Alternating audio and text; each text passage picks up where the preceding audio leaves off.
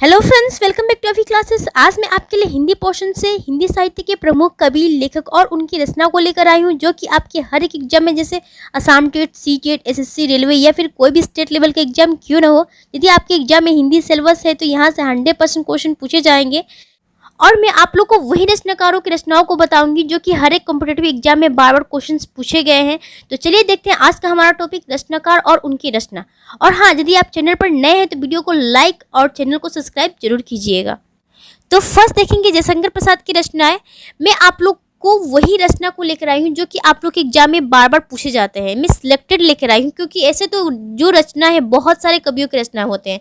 मैं सारा लेके आऊँगी तो आप लोग को याद करना बहुत मुश्किल हो जाएगा। तो जो जो लेके आई मैं सिलेक्टेड लेके आई, इसलिए आप लोग उसको उन कॉपीज में नोट डाउन कीजिएगा और हो सके तो जरूर याद कीजिएगा। तो चलिए देखते हैं, पहला उनका क्या है, प्रेम पथिक। प्रेम पथिक जयशंकर प्रसाद की बहुत ही ज़्यादा इंपॉर्टेंट ये रचना है, देखिएगा। नेक्स्ट है तितली, कंकाल, इरावती, ध्रुव स्वामिनी, चंद्रगुप्त, स्कंदगुप्त, पथिक, झरना, आंसू। ये जितनी भी उनकी जो रचना है, जरूरी नहीं कि सारे उनके काव्य संग्रह है, ये उनमें से बहुत सारे, जैसे चंद्रगुप्त, स्कंदगुप्त, ये सब उनके नाटक संग्रह है। तो यहाँ पे मैं ओवरऑल लेके आई हूँ आप लोग को, जो कि आप लोग को याद करने में ज़्यादा मुश्किल ना होगी, कि आप लोग को बस इतना याद करना है कि उनकी कौन सी रचना है। अब देखिए नेक्स्ट, आकाशद्वीप, छाया, आंधी, इंद्रजाल, जन्मेजय का नागयज्ञ, कमायनी। ये जो कमायनी है ना, बहुत ज़्यादा इंपॉर्टेंट, आप इसको देख लीजिए, क्योंकि जो कमायनी को बार बार पूछा गया है, पूछा जाता है डायरेक्ट कि कमायनी किसकी रचना है, तो ये किसके, जयशंकर प्रसाद की।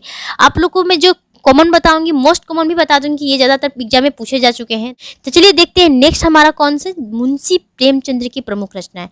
तो उनकी कौन कौन सी रचना है, गोदान, गबन, रंगभूमि, कर्मभूमि, कायाकल्प, सेवा सदन, प्रेमाश्रय। हालांकि उनकी बहुत सारी रचनाएं हैं, लेकिन जो मोस्ट कॉमन है मैं उसको लेकर आई हूँ। हो सके तो और भी ज़्यादा पूछे जा सकते हैं, तो मैं इसके लिए एक वीडियो बनाऊंगी, जो कि आप लोग को डायरेक्ट प्रैक्टिस सेट होगा, उसमें सारा क्वेश्चन जो छूटा है उसमें आप लोग को मैं एडजस्ट करवा दूंगी। तो चलिए अब हम देखेंगे नेक्स्ट, मलिक मोहम्मद जायसी की प्रमुख रचनाएं, जो कि कौन कौन से हैं। तो फर्स्ट है पद्मावत, कहरनामा, चित्ररेखा, आखिरी कलाम। तो इनमें से सबसे ज़्यादा इंपॉर्टेंट मैं बोलूँगी आप लोग को पद्मावत। ये बहुत ज़्यादा इंपॉर्टेंट इनकी महाकाव्य है। और आखिरी कलाम, ये भी क्वेश्चन बार बार पूछे गए हैं कि आखिरी कलाम और पद्मावत किसकी रचना है, तो ये होगा मलिक मोहम्मद जायसी। अब नेक्स्ट देखेंगे हम लोग विष्णु शर्मा की प्रमुख रचना है। तो ये उनकी एक ही रचना को मैं लेके आई हूँ, जो कि पंचतंत्र। ये भी बहुत इंपॉर्टेंट है। पंचतंत्र किसकी, तो विष्णु शर्मा की रचना है। अब नेक्स्ट देखेंगे हम रामचंद्र शुक्ल की प्रमुख रचना है। तो चिंतामणि और रस मीमांसा। हालांकि इनकी बहुत सारी रचनाएं हैं, बहुत सारे निबंध, आलोचना, काव्य संग्रह, ये सब बहुत सारे हैं, लेकिन मैं जो इम्पोर्टेंट है वही लेके आई हूँ, क्या, चिंतामणि और रस मीमांसा। इसको देख लीजिएगा। अब नेक्स्ट देखेंगे हम गोस्वामी तुलसीदास की प्रमुख रचनाएं, कौन कौन सी है। तो रामचरितमानस, विनय पत्रिका, दुहावली, कवितावली, गीतावली, वैराग्य संदीपनी, पार्वती मंगल, जानकी मंगल। इनमें से आप लोग को जो ज़्यादातर कॉमन क्या है, रामचरितमानस और विनय पत्रिका। और एक बात है, जो गीतावली है ना, गीतावली यहाँ पे बहुत कंफ्यूजन हो जाता है, क्योंकि यहाँ पे गीतावली सूरदास का भी एक काव्य है जो कि उनसे मैच करता है, तो यहाँ पे लोग कंफ्यूज हो जाते हैं और गीतावली को सूरदास दे देते हैं। तो आप लोग कंफ्यूज मत होइएगा, यहाँ पे जो चीज़ है उसी को बस याद कीजिएगा। नेक्स्ट देखेंगे हम रामधारी सिंह दिनकर की प्रमुख रचनाएं, कौन कौन सी है। तो उर्वशी, हुंकार, रेणुका, कुरुक्षेत्र। इनमें से ज़्यादा मोस्ट कॉमन कौन सा, कुरुक्षेत्र और उर्वशी। ये दो बहुत ज़्यादा कॉमन है, आप इसको जरूर से जरूर देखिएगा। अब देखेंगे देवकीनंदन खत्री जी की प्रमुख रचनाएं कौन सी है। तो चंद्रकांता, ये बहुत इंपॉर्टेंट है। चंद्रकांता एक ही लाई हूँ, एक ही को देखिएगा, चंद्रकांता, देवकीनंदन खत्री। नेक्स्ट अयोध्या सिंह उपाध्याय हरिओद, इनकी रचनाएं कौन कौन सी है। अध खिला फूल, प्रिय प्रवास। हाँ यस, प्रिय प्रवास जो है बहुत इंपॉर्टेंट है। प्रिय प्रवास किसके, अयोध्या सिंह हरिओद उपाध्याय। तो अब नेक्स्ट है रस कलश, पद्म प्रसून, वैदेही वनवास। ये भी इंपॉर्टेंट है, वैदवी वनवास। ये भी एग्जाम में बार बार पूछे जा चुके हैं। अब नेक्स्ट देखेंगे चंद्रवरदाई की प्रमुख रचनाएं। तो कौन सा, पृथ्वीराज रासो। ये पृथ्वीराज रासो बहुत ही महाकाव्य है, जो कि चंद्रवरदाई की बहुत ज़्यादा प्रसिद्ध है। तो आप इसको देखिएगा कि पृथ्वीराज रासो किसकी रचना है, बार बार पूछा जाता है एग्जाम में, तो किसके, चंद्रवरदाई के। या फिर उसको घुमा के भी क्वेश्चन पूछा जा सकता है कि चंद्रवरदाई की कौन सी रचना है, तो पृथ्वीराज रासो। नेक्स्ट देखेंगे हम फणीश्वरनाथ रेणु की प्रमुख रचना। तो ये मैं एक ही लाई हूँ, जो कि उनका उपन्यास है, क्या, मैला आंचल। मैला आंचल उनकी एक उपन्यास है, क्योंकि ये बहुत इंपॉर्टेंट है, ये भी पूछा जाता है एग्जाम में। अब नेक्स्ट देखेंगे वृंदावन लाल वर्मा की प्रमुख रचनाएं, तो क्या है मृगनयनी। उसके साथ ही आगे बढ़ेंगे अब कबीर की प्रमुख रचनाएं, तो कबीरदास की एक ही रचना है कौन सी, तो बीजक, जो कि साखी शबद रमैनी। ये जो बीजक की 3 भाग है, साखी शबद रमैनी, ये क्वेश्चन बार बार एग्जाम में पूछे जाते हैं। आप लोग इसको एकदम याद कर लीजिएगा कि कबीरदास की जो बीजक है और बीजक की 3 भाग है, साखी शबद और रमैनी। अब नेक्स्ट हम देखेंगे सूर्यकांत त्रिपाठी निराला की प्रमुख रचनाएं, तो कौन कौन सी है, कुकुरमुत्ता, अनामिका, परिमल, जूही की कली और गीतिका। जूही की कली ये भी बहुत इंपॉर्टेंट है और ये पूछा जाता है कब इसका प्रकाशन हुआ था, तो याद रख लीजिएगा 1916 में इसका प्रकाशन हुआ था। ये भी बहुत ज़्यादा इंपॉर्टेंट है। और इसमें से कॉमन आता है कि कुकुरमुत्ता किसकी रचना है, तो सूर्यकांत त्रिपाठी निराला की। हालांकि सब है लेकिन मोस्ट इंपॉर्टेंट कौन सा मैं वो आप लोग को बता रही हूँ।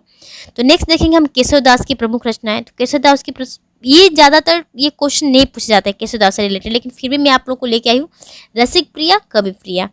याद कीजिएगा रसिक प्रिया कवि प्रिया, जो कि केशवदास की प्रमुख रचनाएं हैं।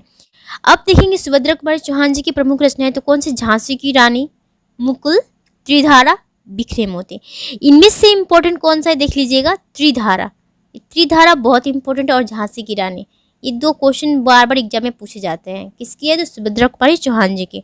तो नेक्स्ट हम देखेंगे सूरदास जी की प्रमुख रचनाएं कौन कौन सी है, सूरसागर, सूरपचीसी, सुर सरावली, साहित्य लहरी। ये भी इंपॉर्टेंट है। इसमें ज़्यादा इंपॉर्टेंट क्या हो जाएगा, सुर सरावली और साहित्य लहरी, और यहाँ तक कि सूरसागर, सूरसागर।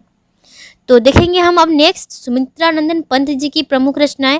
सुमित्रानंदन पंत जी की प्रमुख रचनाएं चिदम्बरा, वीणा, स्वर्णधूली, युगवाड़ी, ग्राम्य, बूढ़ा चांद। युगवाड़ी, बूढ़ा चांद और ग्राम्य, ये 3 इंपॉर्टेंट है। देख लीजिएगा आप लोग कि ये जो क्वेश्चन एक, हाँ और एक क्वेश्चन है जो कि बीड़ा पूछा जाता है कि बीड़ा किसकी रचना है, तो सुमित्रानंदन पंत जी की। अब नेक्स्ट देखेंगे हम हरिवंश राय बच्चन जी की प्रमुख रचनाएं कौन कौन सी है, मधुशाला, निशा निमंत्रण, क्या भूलूं क्या याद करूं, मधुकलश। निशा निमंत्रण और मधुशाला, ये 2 क्वेश्चन बहुत बार रिपीटेड हो चुके हैं, तो इसको भी देख लीजिएगा। हालांकि ये दोनों भी देखिएगा लेकिन ज़्यादातर किसको ज़्यादा फोकस कीजिएगा, मधुशाला और निशा निमंत्रण।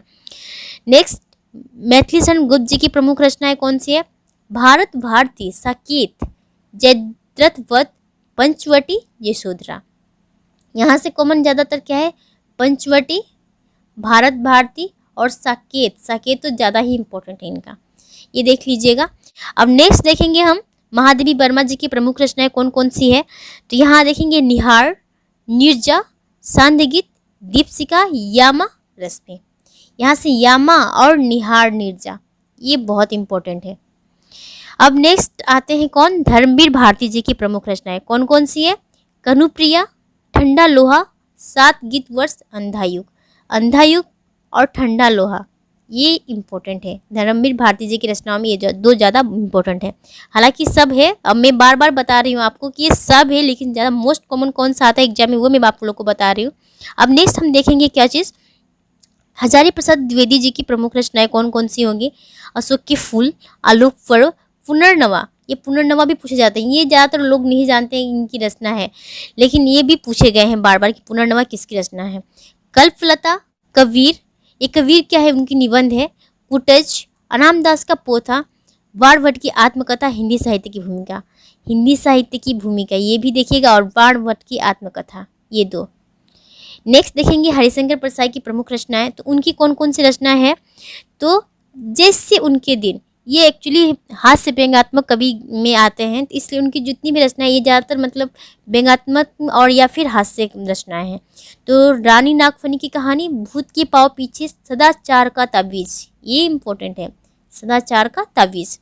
शिकायत मुझे भी है, हंसते हैं रोते हैं, तब की बात और थी, बेमानी की परत, पगडंडियों का जमाना, विकलांग श्रद्धा का दौड़। विकलांग श्रद्धा का दौड़ ये भी इम्पोर्टेंट है, पगडंडियों का जमाना ये भी है।